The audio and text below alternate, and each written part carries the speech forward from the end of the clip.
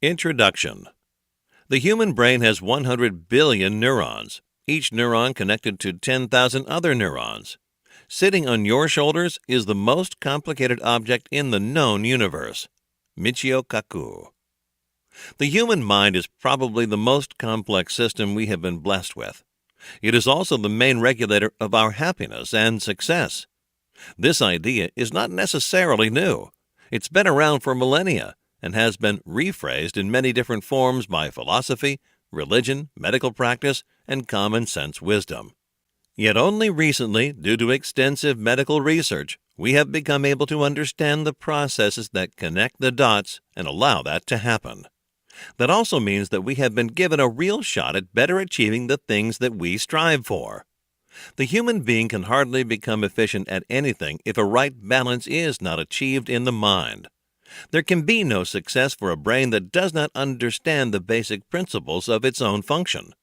For better or worse, our brain is a self-modifying entity. Think about what this implies. It is a machine that is able to improve, to work on itself. Had this ability been granted to an artificial intelligence, we would have both feared that ability and longed for its eventual omnipotence. Yet in our own selves, we fail to take this power for what it really is, and most of us squander this immense gift. Yes, everything we've ever done and thought came through this fascinating machinery. The way it operates has produced countless sleepless nights for philosophers and scientists for sure. Although we've come a long way in our understanding of the brain's processes, the more we probe its secrets and dive into the universe of the mind, the more surprised, amazed we are, and the more motivated to go further.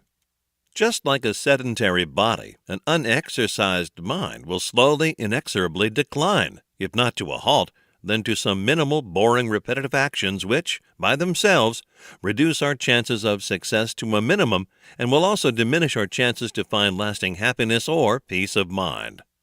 The brain has more than one similarity to the physical world. It has the dexterity and growth of a muscle that builds upon its own effort and becomes ever better. But that in itself is not enough, since when it comes to mental activity, not any sort of growth is necessarily good. So the question is, how do we train it in such a way that it becomes a tool for our success? How do we train it to bear fruits not only sweet but also nourishing? Let us start by covering some basics first and explaining a few of the newly discovered functions of our brain. Chapter 1. Neuroplasticity. No further than 3 or 4 decades ago, it was thought that our nervous system was rather fixed and pretty much incapable of any serious regeneration. It was thought that, besides the period of prenatal development, the growth of neurons was limited. The general consensus was that, by the time we reach adulthood, we were stuck with what we had. And there seemed to be even more bad news, since neurons proved to atrophy as people aged. Under these circumstances, it seemed to be a miracle that the human brain could keep working for so long and quite remarkably well, even for those who were rather old. In present days, scientists have proven without a doubt that neurons continue to be born throughout adulthood, and even more. It seems that we are endowed with an ability that has been named neuroplasticity, which refers to the brain's amazing power to change its structure and function in response to what it experiences. A short quote from Wikipedia is relevant at this point. Neuroplasticity seems to occur on a variety of levels, ranging from cellular changes due to learning to large-scale changes involved in cortical remapping in response to injury. The role of neuroplasticity is widely recognized in healthy development, learning, memory, and recovery from any sort of brain damage. But the discovery of neuroplasticity was only the beginning. Where things got really interesting was after scientists discovered something even more surprising about this process, that the experiences which were shaping the brain didn't necessarily have to be real. They could just as well be imagined exercises, and the changes would still occur. There have been many experiments to test this assumption, and all of them revealed similar results. If one group of people had been engaged in a certain activity, while another group just imagined doing that activity, All of their brains responded and displayed activity in the same areas. This was an amazing discovery whose effects and side effects are still being researched and explored. On one hand, this proved that mental training is definitely not a ridiculous notion, but quite the opposite.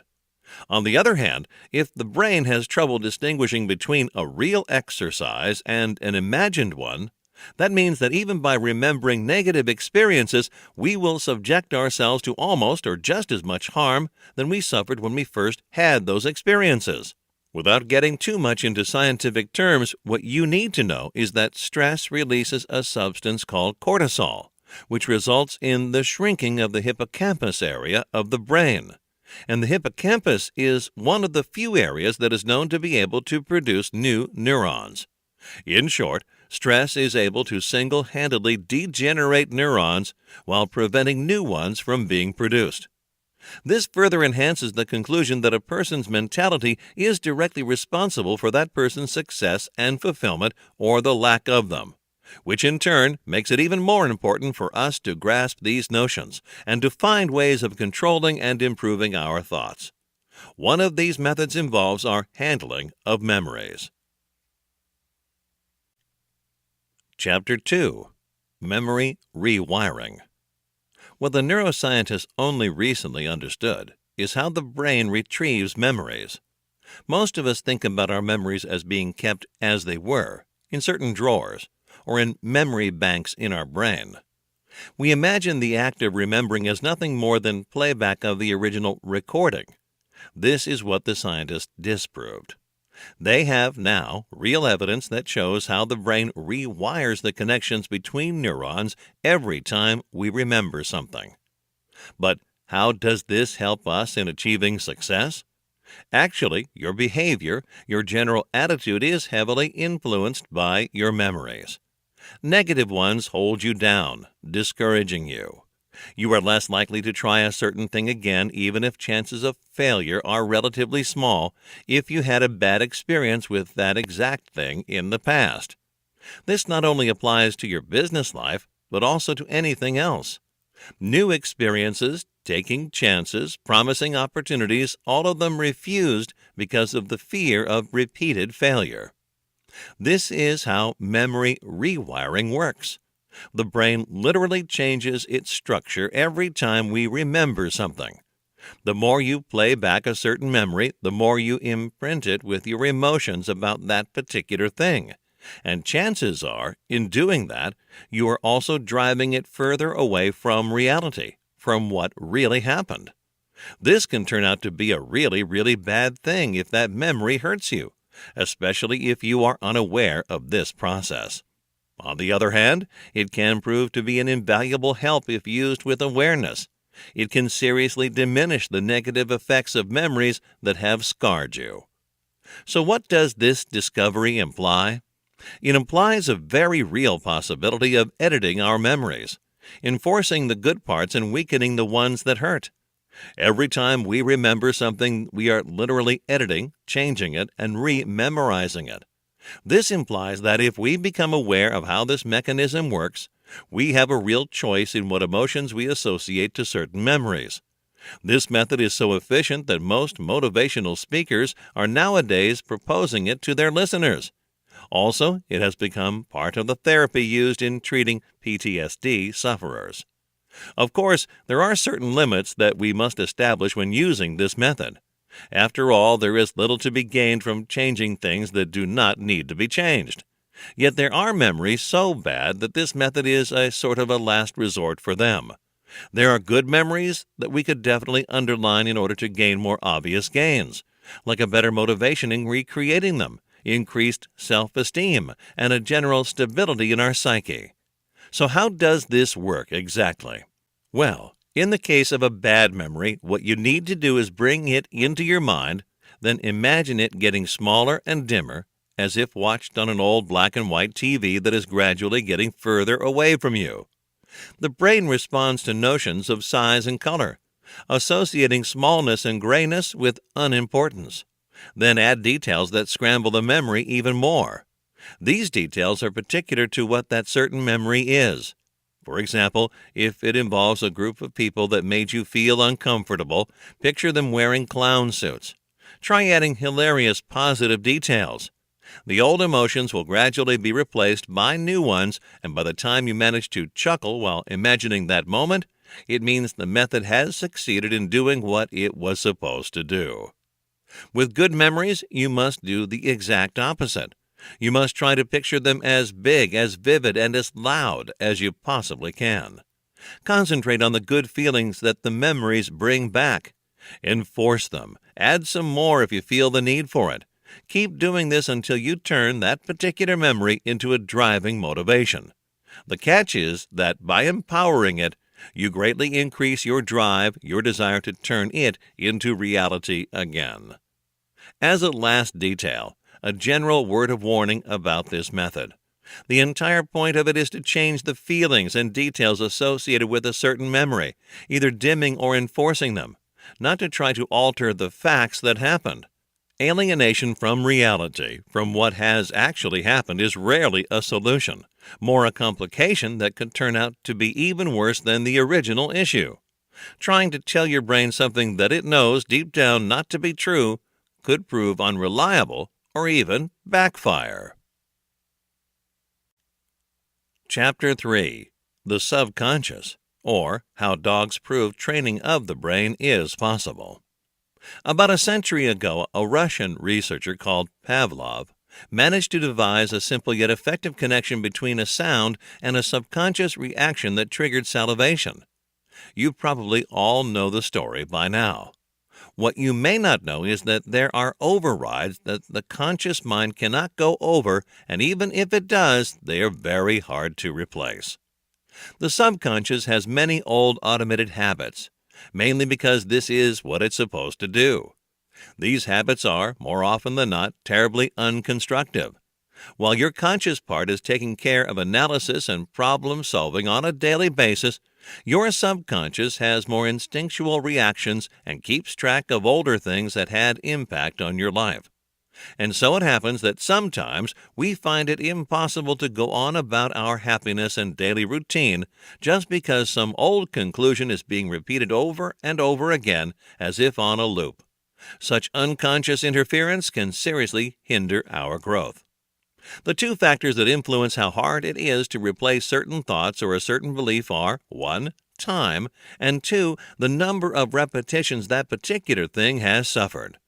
Basically, the more you repeat a certain thing, and the longer you keep at it, the harder it will be to remove that thing out of your head. Remember, this can go both ways. While the human brain is infinitely more complex than that of a dog, some of these connections can be adjusted just as simple as those of Pavlov's dog. And if this is what your success is dependent upon, why shouldn't you do it?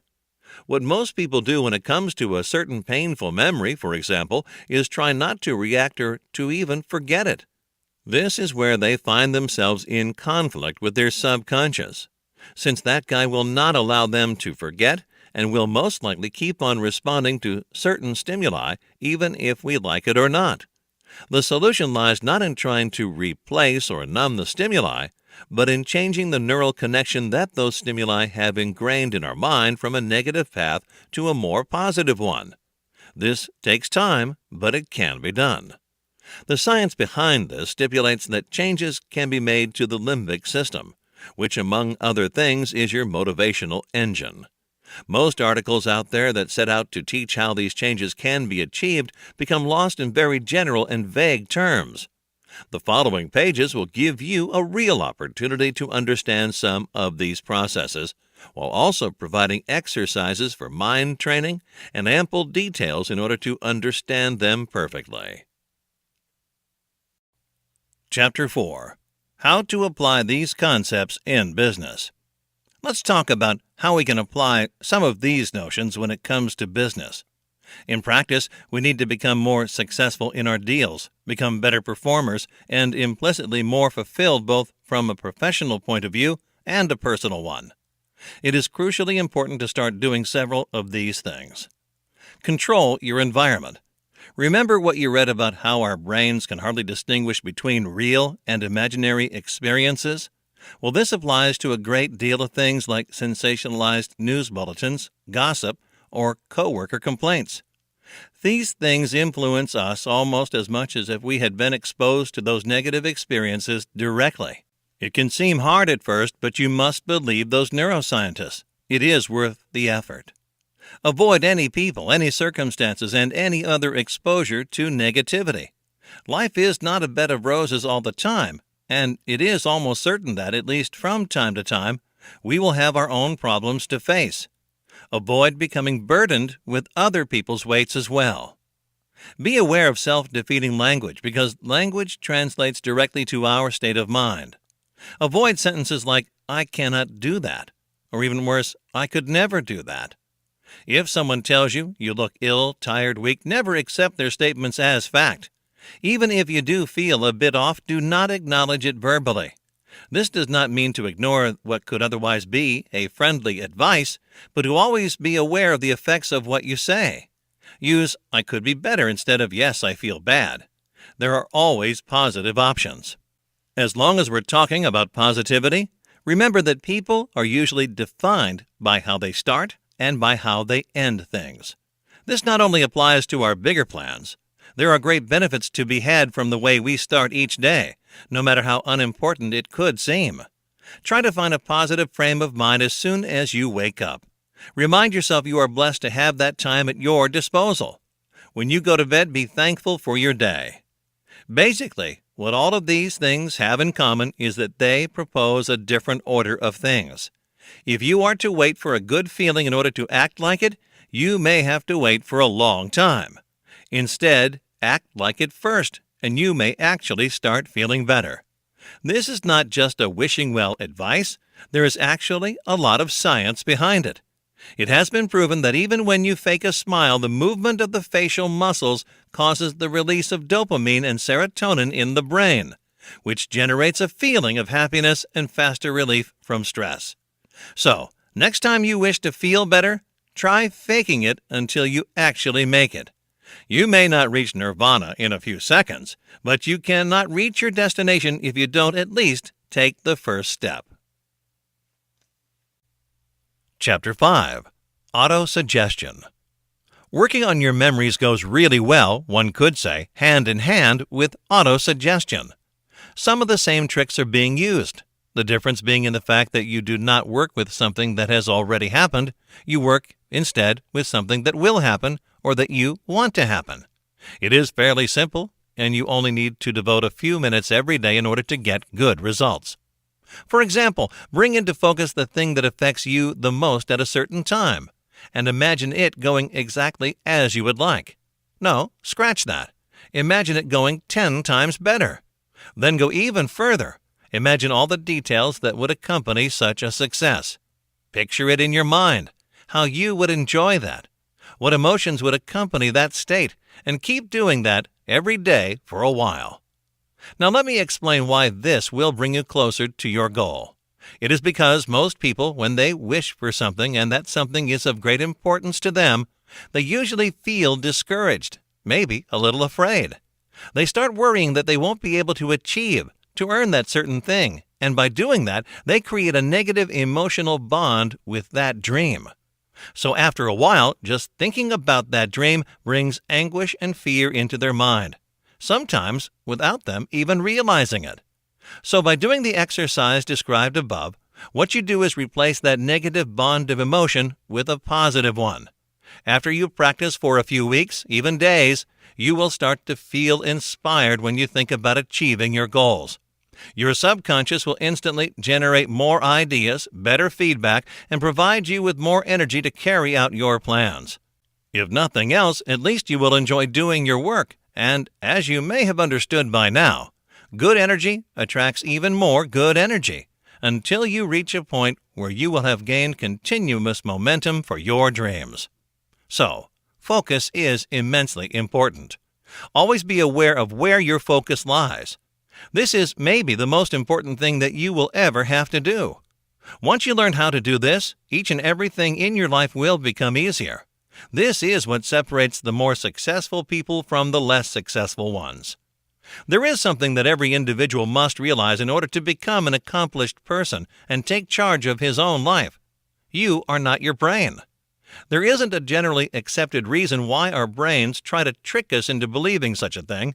Maybe it's just because we allow it to, and we rarely question that fact. The reality is that your brain can give you a lot of bad information, and it can tell you a lot of lies about yourself. There are many people around the world whose minds bombard them with negative thoughts, telling them how weak, ugly, incompetent, fat, stupid they are. The list could go on for pages. And the tragic thing is that most of the people who experience such thoughts are not able to find ways to stop these thoughts. After a while, they accept them, take them for granted. For others, the process is not so obvious. Yet the reality is that every single person out there has some negative feedback from their brain. In order to achieve your full potential, you must start questioning yourself. Learn to recognize the thoughts that bring the most discomfort and discouragement in your life. Separate them, mold them, change them.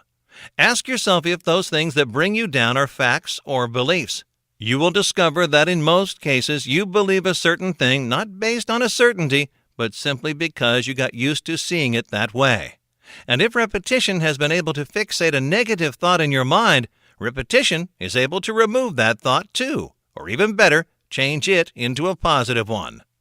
Yet sometimes just imagining things just won't cut it. A certain idea has been carved too deep, and it seems impossible to carve it out. If that is the case, use more aggressive methods. Start surrounding yourself with visual cues, quotes, Post-its, and so on. You can even find software that will flash subliminal messages of your own choosing while you are working. Eventually, your mind will accept the new idea and let go of the old one. Anything can be achieved by repetition. More particular methods of finding focus or training your mind can be found through meditation. For example, if you're willing to experiment with it, we suggest you give it a shot. There's nothing to lose and quite a lot to be gained from it. Researchers found innumerable benefits to meditation, and prayer too, for that matter. They reduce stress and anxiety, thus reducing the damage that your brain incurs on a daily basis. Studies have revealed that these practices can actually change the size of particular regions in the brain, reshaping neural pathways and improving your mind in a very real way. Changes were noticed in areas of the brain associated with fear, anxiety, depression, anger, and even the ability of the body to heal itself. You will need to start practicing regularly, though, to be able to get the more obvious gains out of it. Eternal life aside, there's no reason why you shouldn't start improving this life first. Chapter 6. Empathy. Let us talk now about what we can change about our connections with other people. There is no ignoring the fact that our brains are hardwired for connections and relationships. Science has discovered that each person has a number of specialized neurons called mirror neurons, which activate when another person is sharing something with us. This explains how, in certain cases, it is almost as if we can feel another person's pain just by looking at a movie of them being hit, or how we suddenly feel a rush of happiness when friends share the happy moments of their lives. Of course, not all people experience these things at the same intensity, but research has shown that the ones who are more adept at this neural resonance are also the best problem solvers out there. Because, after all, this is not just about some popularity contest, which, by the way, it won't hurt to be won either, but mostly about having success in your business endeavors. So, why does this work? Well, scientists explain that those who are better at this empathic communication not only predict some of the actions of other people better, but are also able to communicate their desires around, which in turn motivates others to help where otherwise they wouldn't, and even put more enthusiasm into it. A good communicator attracts more people around him. Good communicators have more meaningful relationships, either with their life partners, their friends, or their coworkers. They motivate their subordinates better and predict the wishes or whims of their bosses with greater accuracy. Stronger bonds always increase efficiency. Chapter 7. Reflected Logic. Sometimes the body works the mind. We know for a fact that our mental state influences our general energy. When people are sad, they feel as if they are drained of energy, not just mentally, but also physically. A depressed person will rarely find the will to do something, even if it's just a simple walk. Yet only a few people are aware that such a connection works both ways. It has been demonstrated in various tests that even a 10-minute stroll will encourage the brain to become more active, more creative, and regain some of its lost mood. So it seems that things work the other way around too. You just need to take the first steps. After that, the body will take care of the rest. Think about it. If athletes have mental trainers, why wouldn't mental exercises also make use of the rest of the body? After all, we are a whole, and every member is dependent on the failure or success of the others. Even better, combine exercises. While taking your walk, try to remember as many details as you can, and after you've come back home or to your office, try reconstructing your path as vividly as possible. And don't limit yourself to this memory exercise. Practice everything that you've been told until now. Look out for things out of the ordinary, for happy people. Test all of your senses. Try to discover what that special smell is. Play with the surrounding sounds. Enhance some while leaving out others. Feel your body. Use your mind to follow your movement, your breath. Enjoy whatever beauty you can find inside and around you. Once again, with the risk of repeating this one too many times, always be aware. Chapter 8. We are our own personal development trainers. Our brain is a thing based on natural law, yet it can harness the power to bend those same laws and get the most benefit out of them. This power that most of us do not entirely comprehend places us at a very important yet delicate place among all that exists. We have achieved, and not in such a long time, the power to change matter and juggle with many laws of the universe. We have developed immensely powerful and complex machines. We have developed ourselves